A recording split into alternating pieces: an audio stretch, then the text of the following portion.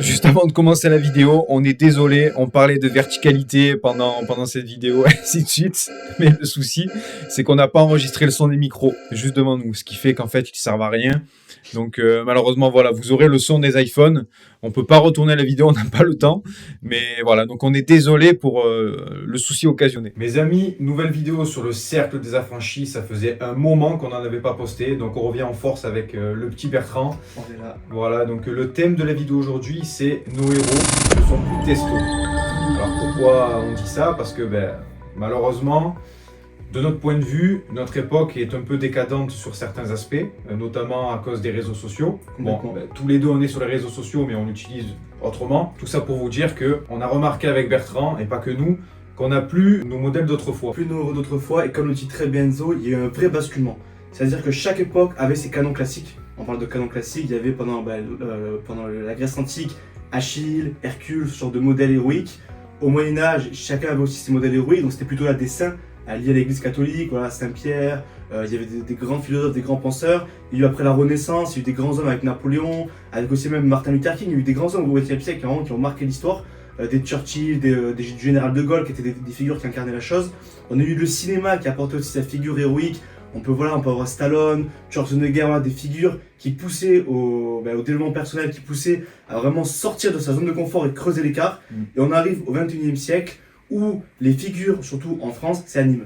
Non mais, on rigole, anime, on a beaucoup de du bon contenu, mais c'est tout ça pour dire qu'en fait, il y a eu vraiment un basculement où les jeunes n'ont plus ce rêve sur ces figures héroïques, ces grands hommes, ces grandes femmes aussi, hein, parce qu'il y en a eu beaucoup, qui ont fait le monde et qui inspiraient. Effectivement. Et après, on n'a rien contre Anime et tous ces influenceurs. C'est en partie grâce à eux que les réseaux sociaux ont explosé. Voilà, que maintenant on crée du contenu, on peut vivre de ça. Le GP Explorer, Anime a participé, Squeezie, enfin c'est de gros événements. Mais c'est sûr que si on compare à nos histoires et nos films d'antan, ça n'a plus le même impact. En fait, le problème, c'est que je pense que les jeunes, ils mettent au même niveau, ils ne voient que ça, ils mettent au même niveau des influenceurs, des TikTokers, à ces grands canons classiques, ces grands hommes, ces grandes femmes qui avaient vraiment derrière une histoire et qui ont vraiment emporté les civilisations vers l'excellence. C'est ça. Je te propose peut-être de nous décrire un peu ton parcours, toi. Quels sont tes héros? Que ce soit dans le cinéma, dans la vie réelle, dans ta propre famille peut-être. Déjà pour conseil, je pense que c'est beaucoup les parents qui influent. On n'a pas tous cette chance d'avoir des parents qui aiment partager eux-mêmes les figures héroïques. Donc on peut le voir derrière toi, il y a Star Wars, la guerre des étoiles, et c'est vrai que pour l'époque c'est un grand classique, avec un conte qui fait enfantin, qui est assez simple, les forces du bien contre les forces du mal. Mais quand on est enfant, c'est ce qui construit aussi, je pense, beaucoup. Et le parcours de Luke Skywalker par exemple, qui part de rien et qui finalement arrive à renverser un empire. Et c'était un peu ça les grandes histoires. Hein. Alexandre le Grand, c'est pareil, un homme qui prend la Grèce et qui va créer un empire entier. Donc il y avait vraiment ces figures-là. Il y avait un dessin animé, Le Roi Lion, on en a déjà parlé sur la chaîne YouTube. Je vais justement parler. Je n'en dirai pas plus, mais c'est vrai que ça c'est pareil, quand on est enfant, on voit ça et c'est l'histoire, ça traverse toute une époque, toute une vie, avec vraiment derrière une réflexion assez poussée. Et puis il y avait aussi ces héros de testo, comme on en disait, un Schwarzenegger, un Stallone, où encore une fois, c'est l'histoire de quelqu'un qui part de rien, avec résilience, souffrance, va pouvoir briller à un moment donné. Et par la souffrance, par le sacrifice. On en revient aussi à ces héros qui avaient toujours cette notion de sacrifice et que malheureusement on ne trouve plus. Et même nous, voilà, si on peut inspirer des gens, on n'est pas des héros, on ne le sera probablement jamais. Et on va essayer de dans notre contenu, ce qu'on propose sur les réseaux sociaux, à quelque chose de qualité. Mais c'est vrai qu'il y avait cette notion de sacrifice et que maintenant, au XXIe siècle, c'est compliqué. De toute manière, c'est pas parce qu'une personne n'est pas forcément connue que ce n'est pas un héros. Un héros aux yeux de quelqu'un, par exemple, les forces de l'ordre, les pompiers aujourd'hui, c'est les héros de tous les citoyens. Tu vois, et pourtant, ils font pas partie d'un conte légendaire ou je ne sais quoi. Donc, clairement, comme tu l'as très bien dit au début, il y a un côté fictif et de l'autre côté, la vie réelle. Par exemple, nous, on avait les poilus. On avait aussi, à l'époque du Moyen-Âge, les chevaliers croisés.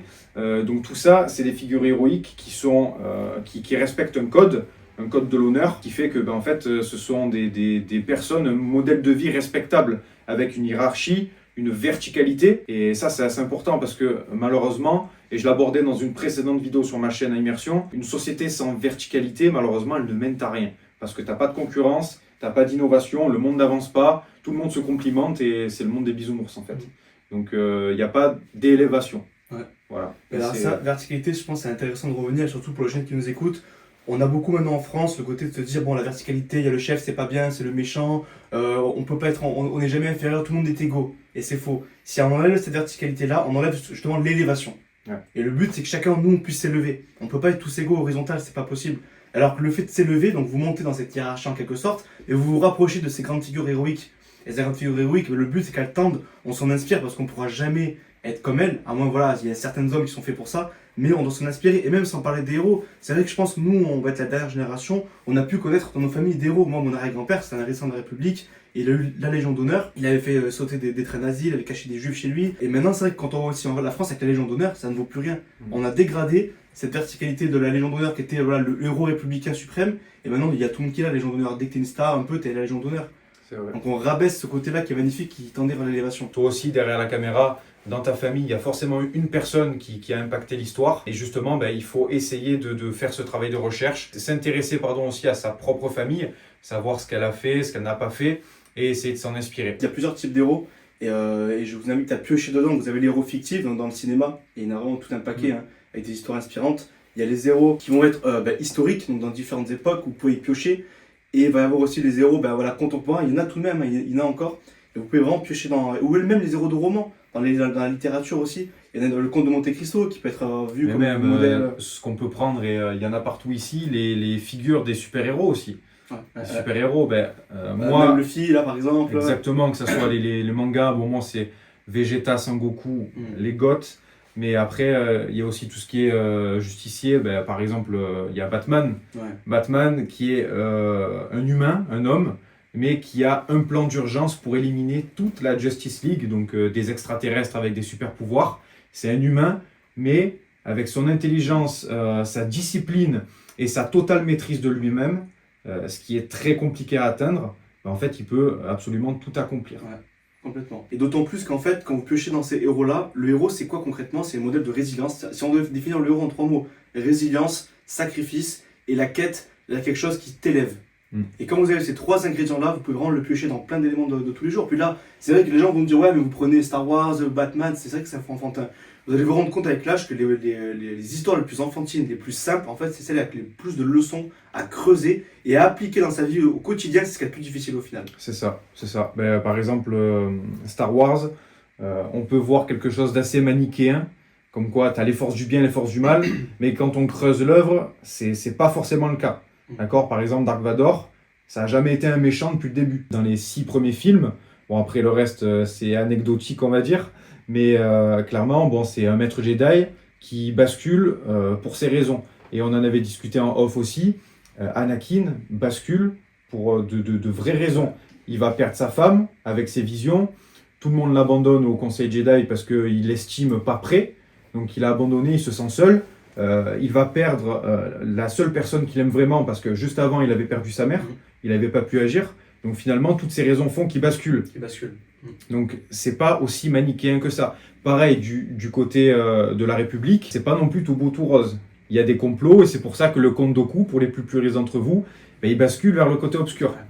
Le Seigneur des Anneaux aussi, tu pourrais peut-être en parler. C'est pas aussi manichéen que ça. C'est pas aussi manichéen, et les Seigneurs des Anneaux, ça vous montre quoi aussi? Que vous pouvez être le plus petit des hommes, un hobbit, Bilbon Saquet, Frodon, et au final, avec aussi des gens qui vous inspirent, qui vous accompagnent, faire des grandes choses magnifiques. C'est ça, c'est ça. Et ce qui est beau dans le Seigneur des Anneaux, c'est que peu importe la race, que ce soit le nain, que ce soit l'elfe, l'homme, toutes ces races-là combattent pour un même idéal. Et c'est ça qui est beau en fait. Ils partagent les mêmes valeurs. Ah complètement, c'est-à-dire que c'est vrai que forcément quand on est par exemple un Français blanc, on va vouloir plus s'affilier, on va se reconnaître dans un héros qui nous représente, qui nous ressemble.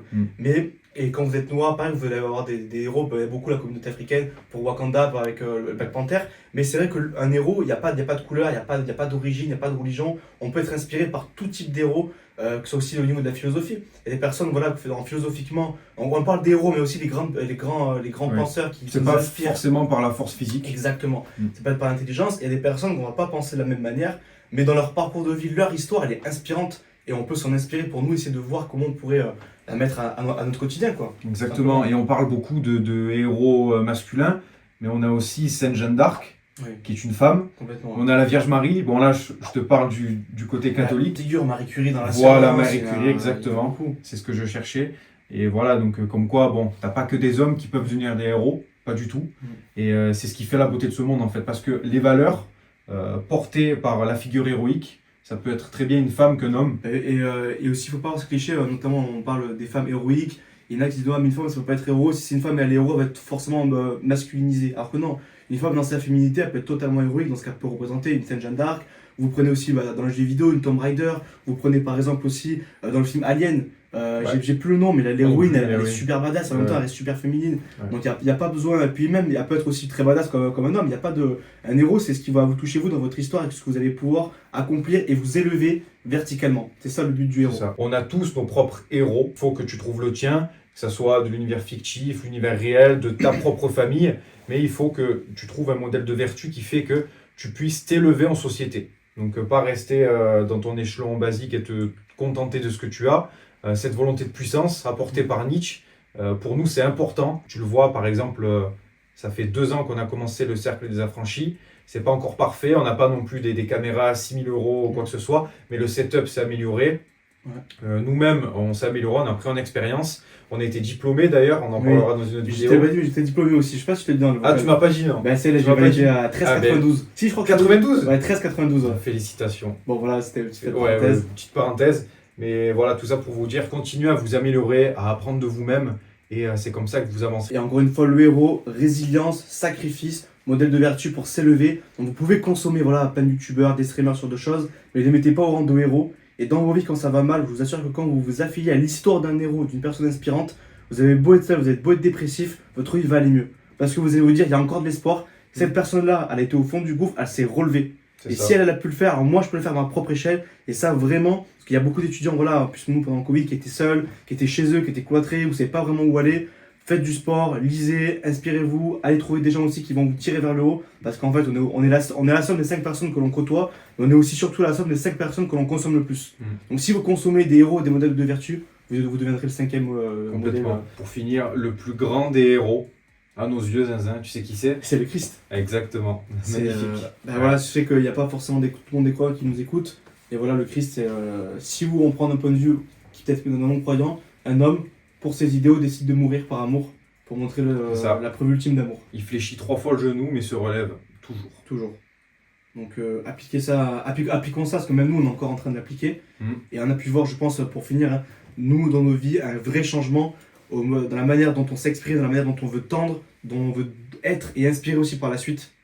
Parce que forcément, quand vous montez dans la verticalité, c'est à votre tour aussi d'inspirer et de faire monter des gens avec vous. C'est ça, là concrètement, nos 5 années d'études, dans la prochaine vidéo, on va pouvoir aborder le sujet. Tout ce qu'on a vécu pendant ces 5 ans, on va le raccourcir sous une vidéo environ 15-20 minutes et on va vous dire les erreurs à ne pas faire, ce qu'il faut faire, les méthodes à privilégier de travail, quels outils utiliser, surtout avec l'IA en ce moment. Donc tout ça, c'est 5 années d'expérience et 5 années de travail. En fait, on vous permet de les gagner en 20 minutes de vidéo.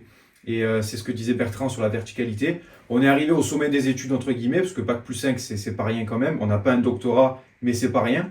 Et clairement, on va essayer de vous guider, en fait, de vous tracer le chemin pour que vous puissiez faire pareil. Et je finirai à dire que le héros, on va dire dans le modèle français, c'est le chevalier. C'est le pro-chevalier qui va aider la veuve et l'orphelin et qui, en fait, par sa grandeur, à un moment donné, il va toujours essayer d'aider celui qui veut réussir aussi. Donc aidez votre prochain et ça fera, je pense, de vous des vrais héros, celui qui aide son prochain. C'est vrai, et je rebondis sur ce que tu dis. Saint-Louis, le roi des pauvres, le roi des malheureux. C'est vrai. Donc important, c'est pas parce qu'on prône une société de verticalité qu'il faut forcément négliger. Et rabaisser et prendre d'eau les gens qui sont pas... Exactement, rabaisser les personnes qui ne sont pas à notre niveau, entre guillemets, que ce soit dans les études ou dans la société. Voilà, toujours être ouvert à la discussion. Pareil, ça c'est un peu hors sujet à la vidéo, mais si vous croisez une personne sans abri, allez lui parler, c'est important. Dites-lui bonjour, achetez-lui peut-être à manger, c'est important. L'humilité, pour finir. L'humilité, exactement. Voilà. Et si un jour on devient ultra riche, on regardera cette vidéo à nouveau et on se dira qu'il ne faut pas qu'on tombe dans la démagogie du riche. Oui. Donc voilà, j'ai de l'argent, je suis pété de thunes, je respecte plus personne. Complètement, je suis au-dessus des autres, je suis au-dessus du monde. Je suis au-dessus des autres, Dieu m'a élu parce que si, parce que ça, non. Voilà, les humains sont tous égaux devant Dieu, Mhm. et c'est pour ça qu'on doit se respecter les uns les autres. Et j'espère faire une prochaine vidéo dans quelques années où on aura vraiment réussi, parce que pour le moment, voilà, on est qu'au début. Ah oui, Mais se dire, bon, on a réussi, on est toujours resté nous-mêmes, on est resté humble et on n'a jamais pris les gens de haut. Et Ouais. ça, après, c'est la vraie lutte et c'est ce qui fera de vous des vrais héros quand vous serez déjà tout là-haut. Les amis, je pense qu'on peut conclure cette vidéo. Encore une fois, n'hésitez pas à liker, abonnez-vous, partagez, commentez, dites-nous en commentaire aussi vos héros qui vous ont inspiré, que ce soit dans la littérature, le cinéma, l'histoire, votre famille. Ça va être intéressant d'avoir des témoignages. Ouais. Abonnez-vous aussi à la chaîne de Enzo. merci. Donc on mettra une petite vidéo là, descriptive sur toutes les vidéos qu'il a fait. Il a produit beaucoup de contenu sur le gars et des mini courts-métrages. On mettra Ouais, quelques c'est vrai, extraits. c'est vrai. Ouais, ouais. Et aussi, abonnez-vous à la chaîne de Manu, on va lui faire une petite Ouais, bah, la chaîne de promotion. Manu aussi. Manu Inecross. Une cross. Ah, Et Inecross. d'ailleurs, on a fait une vidéo là, donc la semaine dernière, on a tourné sur sa chaîne. Et on a fait aussi une vidéo sur la chaîne d'Affranchi pour parler du bac pro. Ok. On va avoir son retour d'expérience. Ok. Que le Ouais, bac pro, très malheureusement en intéressant. France, c'est ce côté élitiste, on dénigre ceux qui ont fait des bacs pro. Ouais. Et en fait, les métiers manuels, c'est les métiers de demain. Et notamment, tu peux avoir aussi avec ton petit frère, compagnon du devoir. Et en fait, d'ailleurs, ça serait super intéressant si dans quelques temps, quand il aura l'expérience, Ouais. s'il veut passer pour nous raconter son C'est vrai, retour c'est vrai. Très bonne compagnon idée. du devoir. En tout cas, voilà, les amis, On n'a plus qu'une chose à vous dire. à la À la prochaine. prochaine. Pour la prochaine.